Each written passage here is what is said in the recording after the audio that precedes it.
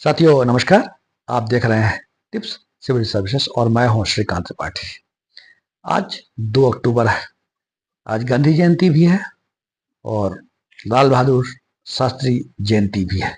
साथ ही विजय दशमी भी है।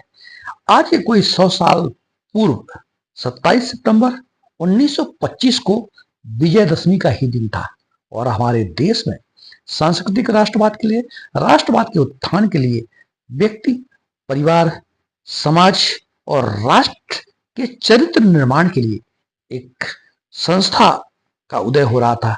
उस संस्था का नाम था राष्ट्रीय स्वयंसेवक संघ, जिसे हम RSS कहते हैं, जिसे हम संघ कहते हैं, जो कि हमारे देश में राष्ट्रवाद के लिए, राष्ट्र की एकता और अखंडता के लिए अहरनिश पिछले 100 वर्षों से लगातार देश की मजबूती के लिए, देश के उत्थान के लिए अपना काम कर रहा है।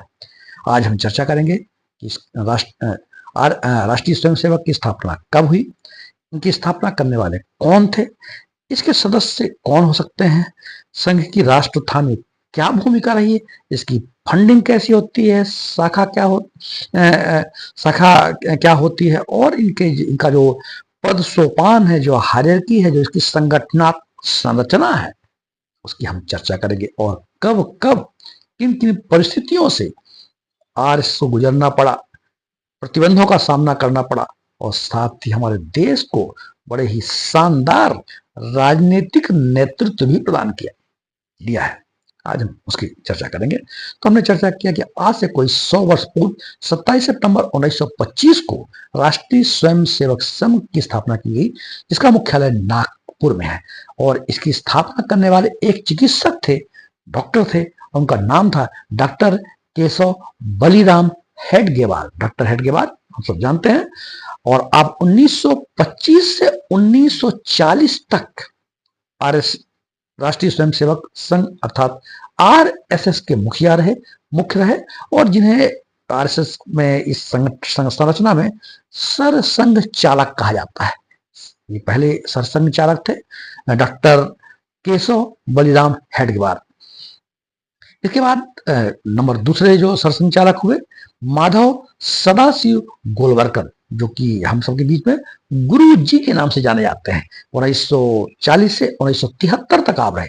आपने संघ को वैचारिक आधार को मजबूत किया और साथ ही 1948 में गांधी जी की हत्या के बाद लगे प्रतिबंध के दौर में संगठन को नेतृत्व प्रदान किया।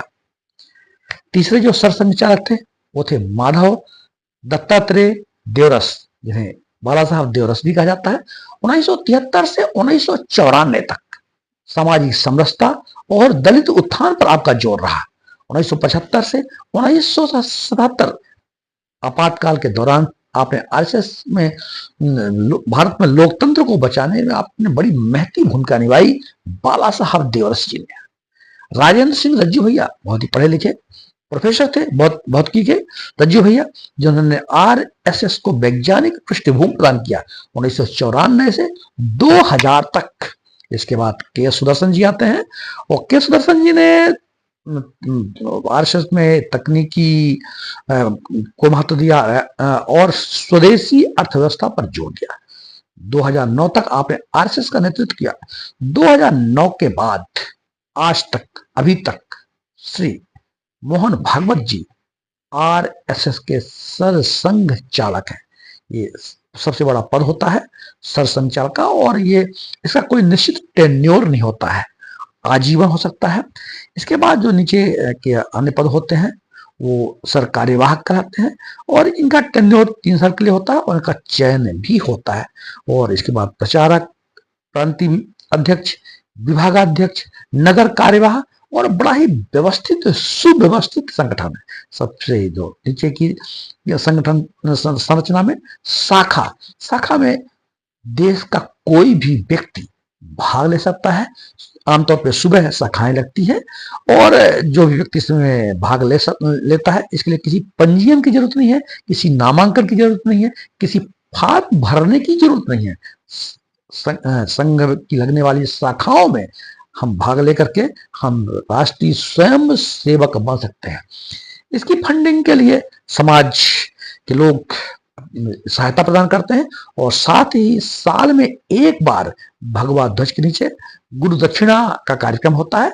उसमें लोग अपना गुरु दक्षिणा के रूप में अपना अनुदान देते हैं, इससे भी फंडिंग प्राप्त होती है। ये प्रश्न आता है क्या महिला इसकी सदस्य होती है?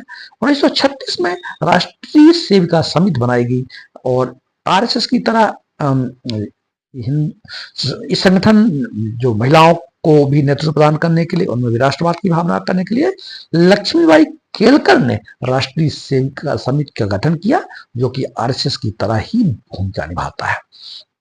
तो इस तरह के ये आरएसएस का कार्यक्रम रहा और 1948 में प्रतिबंध लगाया गया। 1975 से 77 तक जब आपातकाल की परिस्थिति थी, उस समय भी प्रतिबंध लगाया गया। 1992 में भी प्रतिबंध लगाया गया, जब बाबरी मस्जिद का कांड हुआ था तब भी लगाया गया। और बड़ी ही शानदार 1952 में राजनीतिक क्षेत्र में भी इनका योगदान रहा। जनसंघ एक इसी से निकली हुई एक पार्टी बनी और इसी से निकले हुए माननीय सम्माननीय अटल बिहारी वाजपेयी से जी से लेकर वर्तमान प्रधानमंत्री नरेंद्र मोदी जी तक ने हमारे देश को बेहतरीन शानदार नेतृत्व प्रदान किया है।